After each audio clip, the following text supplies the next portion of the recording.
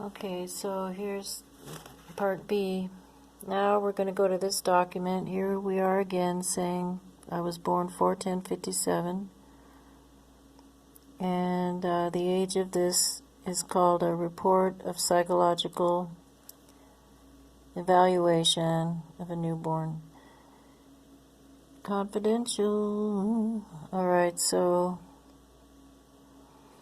it just tells I'm got it going on. Little Miss is rather odd looking and all this. Okay. Here's the lady who did it, Kathleen Stendal, psychologist. Infant reflects very good care. Now here's the big paper again that shows medical information. Birth date 5/10/57, time 3:15 p.m. All these other areas, like I showed in the other video, are left blank. I just want to get the dates again. This is the exam of a newborn. Dismissal, weight 6'10", even though I was over 7 pounds when I was born, I lost weight, it looks like, but date of dismissal, May 15th. Date of exam, May 11th. Now, if I was born April 10, it looks like they examined a month-old baby.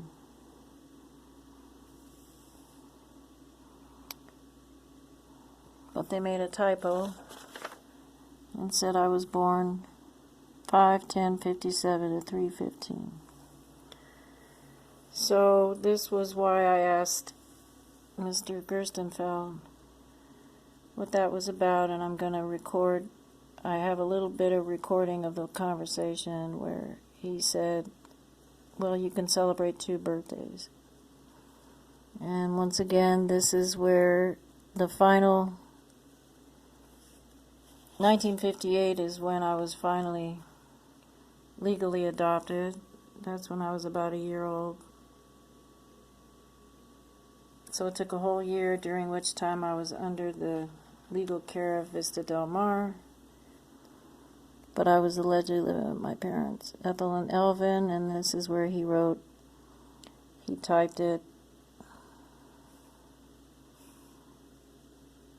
1958.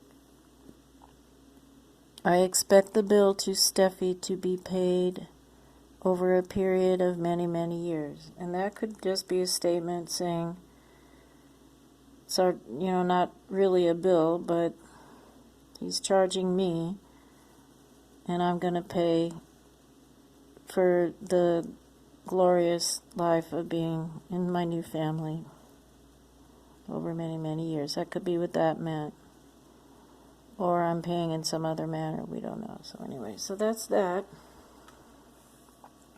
That's basically what I wanted to go through. But here's the family I was adopted into, and these photos were taken probably when they brought me home. Here's Alvin Abels and me, standing in front of the house on Archwood Street, and here's Ethel Abels and me. So according to the records, that baby would have been a month and 18 days old or something. Not clear when I went home. So there's that. Here's a picture of Ethel and Elvin when they were still married, and that's me sitting on somebody's lap.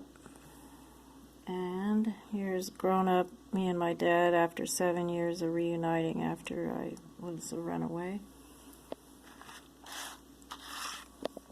Here's a picture of my mother in the middle, and this is me after coming home after being a runaway for 7 years. I had to borrow one of her dresses. You see, I didn't even have any good shoes. I went to this country club, and there's Aunt Rose over there. This is the family I was adopted into. Here's a good picture of them. When this was taken, I was gone. So this was a Thanksgiving dinner, and I wasn't there. There's my mom, and this is my brother, Mitchell. He passed away a while ago. He was adopted too, and found out his background was Italian. He found out his parents' names. Here's Uncle Sam and Aunt Rose. And here's who I always knew as great-grandma. She was Ethel's grandmother. And in this picture, she was probably 102 in this picture. She lived pretty long. I won't even say who these people are. So here again is Ethel, my adoptive mom. She became mom. And that's great-grandma right there. She lived in the Cadillac Hotel on the Venice Boardwalk there most of the time I knew her. She was Hungarian and came over on a boat by herself. She always wore bracelets and stuff and spent most of her days when I knew her under an umbrella on the beach, on the sand. And this was in the apartment on Coldwater Canyon. Again, when I was away from home, and they didn't know where I was. So I'm just going to document do the photos. Might as well. Now, here's me and my brother in the sorry days when we weren't happy. We're at my grandma's house. This is the 60s. Here we are again, looking forlorn. They always wanted to take pictures. And here's my brother. He had a hard childhood. Look at those clothes, huh? Here he is as a teenager right before I left home. Because I left, he was 14 years old. And here's me at 12. Watching TV at my mother's house. Here's me and my brother on the beach. I was about 12 there too, and my mother said she noticed my hip bones were uneven, and she started taking me to doctors about that. And here's my dad with his adopted kids. There's me and Mitchell. Both of them are passed away. And to round off the story, for now, with the photos, I can put them back. This is me and my birth sister. This baby right here. That baby. Well, this was the first day we met when I went to LA. It's a long story how I found her. And that was us meeting for the first time at her friend's apartment. She took the picture, so if I wouldn't have been adopted, I would have grown up with her as my big sister and a different dad. She had a different father than me, too. So that was a nice reunion.